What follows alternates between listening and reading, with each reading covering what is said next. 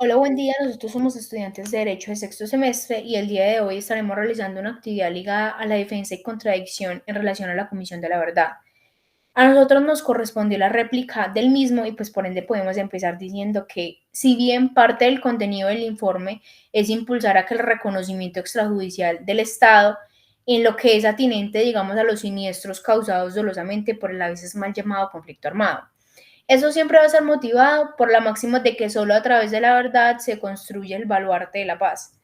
Dicho fin es obvio que carece de un elemento que a la luz de la realidad social de Colombia, que es una realidad marcada por la violencia, resulta disiparse.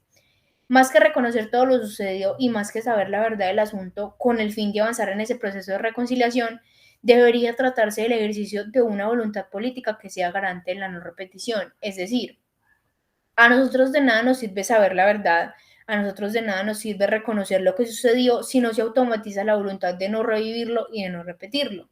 Piénsese, por ejemplo, en las amenazas que han venido recibiendo quienes por el activismo político han promovido y difundido lo propuesto por el informe. Y aunque en las mismas recomendaciones se ha solicitado la protección a las víctimas, así como de garantizar el cumplimiento de las órdenes que están contenidas en las sentencias de las altas cortes internacionales, lo cierto es que poco se ha avanzado en esa intención. El caso más reciente de hostigamiento que ha sido en contra de Andrés Delis por su papel activo en aquellas investigaciones relacionadas al informe Hora de Estigmatización, que hasta la fecha se sigue percibiendo tanto de los integrantes de derecha como de izquierda. Con lo cual nos preguntamos, ¿puede haber un futuro solo con la verdad? Con reconocer qué sucedió sin algún tipo de voluntad política y evidentemente no. Uno de los interrogantes más importantes que surge del informe es cómo desde su expedición y difusión a la fecha se han cumplido o se han diseñado las condiciones aptas, condiciones sociales y políticas que deben ser aptas para el diálogo, que debe ser un diálogo reparador con las actuales disidencias.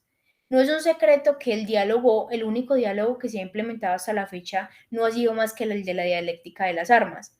Incluso en el Alto Tribuno de Justicia, ese llamado a un acuerdo o a una paz que permita la cohabitación entre divergencias no ha sido parte de la agencia política del Estado.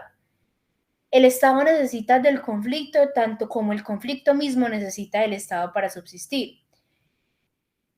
Se ha incluso la idea de combatir el conflicto y de recrear escenarios en donde este no se manifieste. Lo cierto es que ni el Estado ni los actores armados tienen esa intención de cesar con sus actividades, porque ambos lo necesitan.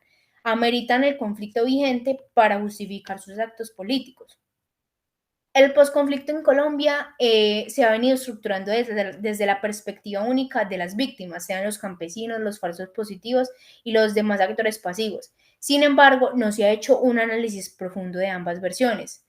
Poco se ha incluido la Comisión de la Verdad, en la Comisión de la Verdad la otra cara de la moneda. Entonces el interrogante que surge es qué tan efectivo ha sido el informe desde su expedición.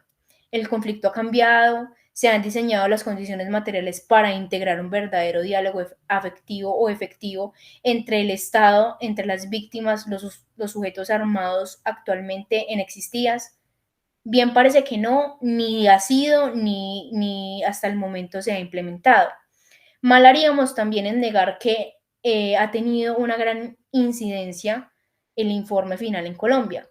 Sobremanera, pues que cuando delimita las condiciones materiales en que se ha venido presentando el conflicto armado, quienes han participado y quienes de alguna forma u otra han contribuido a la no progresividad de una paz estable. Sin embargo, lo anterior no resulta ser suficiente, así como tampoco la aplicación de los cuerpos normativos internos e internacionales, el enjuiciamiento a los victimarios, porque ha sido muy ceñido que se pretenda ser el cumplimiento de los postulados jurales, constitucionales, y por mucho que se haya descubierto lo sucedido, poco logra contribuir a esa dinámica de reparación y de no repetición, los cuales no pueden limitarse únicamente a lo pecuniario, pues la ficción no es componente que se supere con una voluntad indemnizatoria.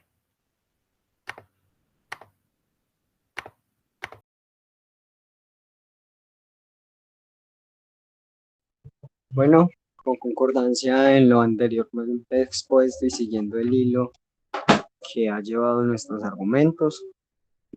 Me gustaría empezar por los argumentos primarios que se fundamentan en que nuestra posición en contra de la Comisión de la Verdad versa sobre la falta de soluciones directas hacia las víctimas y los actores del conflicto armado.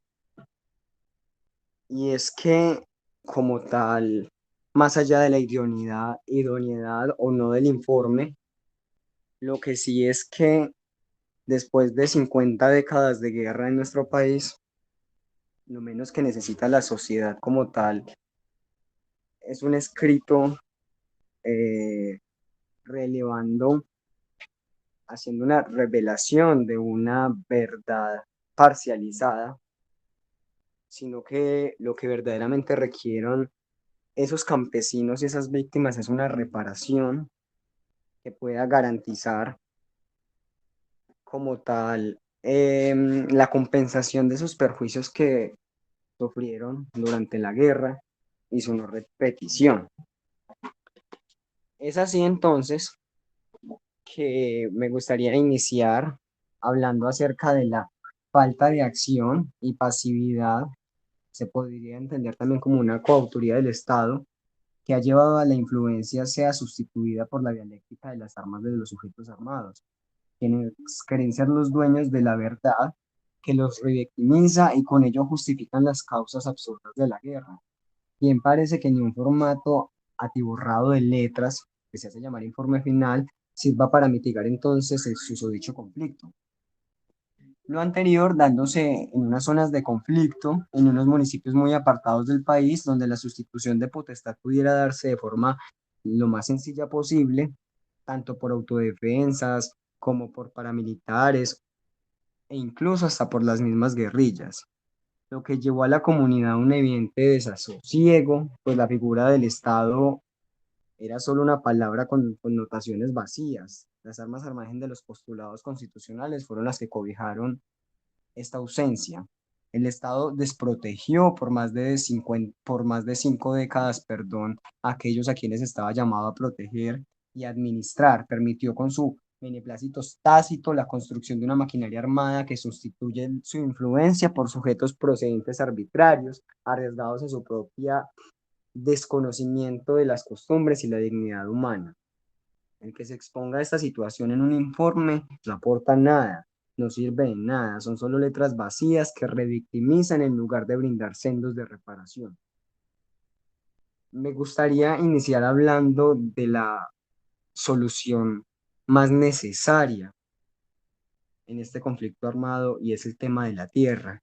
Y es que millones de familias campesinas en esos tantos años de conflicto fueron desplazadas de sus hogares, desplazadas de sus territorios, de sus inmuebles.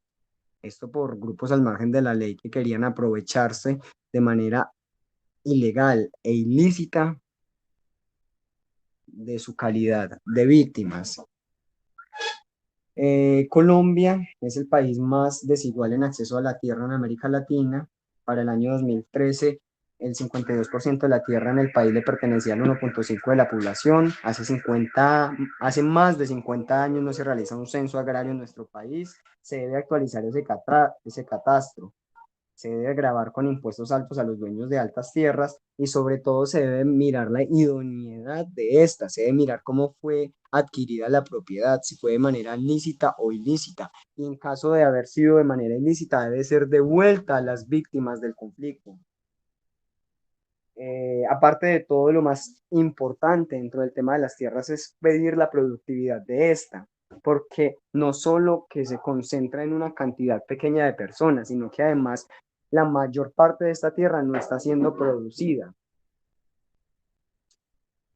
Es así que cerrando ya nuestras ideas y argumentos, me gustaría establecer y, y aclarar que el gobierno de Gustavo Petro piensa realizar una reforma agraria, piensa devolver muchos millones de hectáreas a campesinos, a víctimas del conflicto armado, ya inició comparando 3 millones de hectáreas, perdón, y se proyecta que en su gobierno se gastará entre 30 a 60 billones de pesos en la reforma agraria.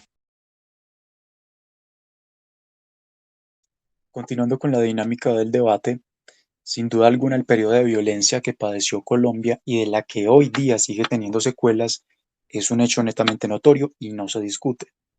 Pues una cosa es el conflicto y otra el rol que juega la comisión en ese conflicto. Una de las tantas finalidades que tiene el Estado es precisamente garantizar a sus administrados las condiciones materiales para que el orden público prevalezca, entre otros como la garantía del cumplimiento de derechos fundamentales subsumidos al poder del Estatuto Supremo. Si el Estado fracasa en mentada empresa, causa el desequilibrio y por consiguiente la carencia de credibilidad en su eficacia para asegurar esos fines. La cuestión empeora cuando el Estado fue coautor indirecto dentro de la comisión de susodichas atrocidades, lo que deja de paso en que ni la misma entidad que fue llamada a garantizar el orden tuvo la voluntad para mitigar el conflicto, a sabiendas de que es quien dispone del aparato legítimo de la fuerza. Entonces, si ni el Estado tuvo la voluntad, ¿cómo un informe puede mitigarlo? El informe final de la Comisión de la Verdad es ya de por sí un problema en sí mismo. No garantiza la búsqueda utópica de una no repetición, porque esto también involucra asuntos de índole económica, sino que por el contrario revictimiza a las víctimas y no avisora una posible solución al problema. Todos quienes medianamente se interesen ya conocen la historia en términos del conflicto. Las víctimas no necesitan ahondar más en un recuento histórico. Lo que buscan es una solución, una razón de por qué sucedió, y el informe no propone solución a estos interrogantes, sobremanera para que las víctimas dejen de ser víctimas. Más bien se les está obligando a perdonar con esa búsqueda de una paz total cuando ni siquiera propone una solución para que su condición de víctima desaparezca. Ahora bien, podría decirse que la búsqueda de esa paz total es sencillamente la solución, pero realmente no lo es.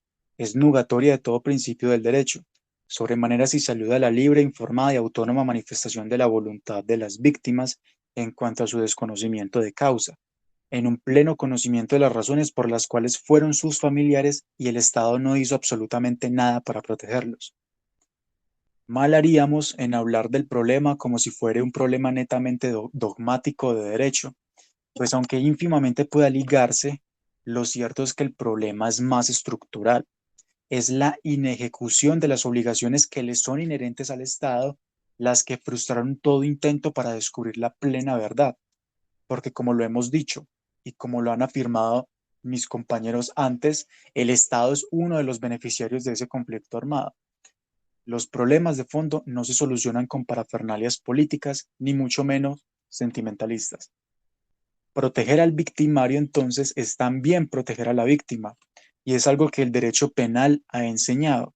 El problema radica en que a baja voluntad del Estado, mayor es la probabilidad de que exista la impunidad, pues el que no se garantice escuchar a todos los actores, esa verdad seguirá siendo parcial. Por lo tanto, y trayendo a colación un debate jurídico, ¿cuánto cuesta el resarcimiento de un daño moral y extrapatrimonial de las víctimas? Y a su vez, un debate más estructural. ¿Cómo procurar la no repetición cuando quien estuvo llamado a proteger es quien activamente participó en la comisión de ese conflicto armado? No siendo más, este es el final y dejamos este interrogante.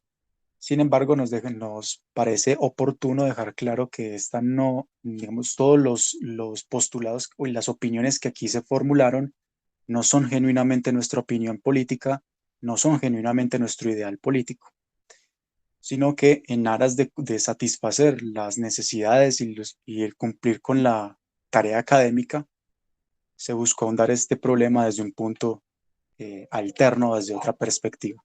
Muchísimas gracias.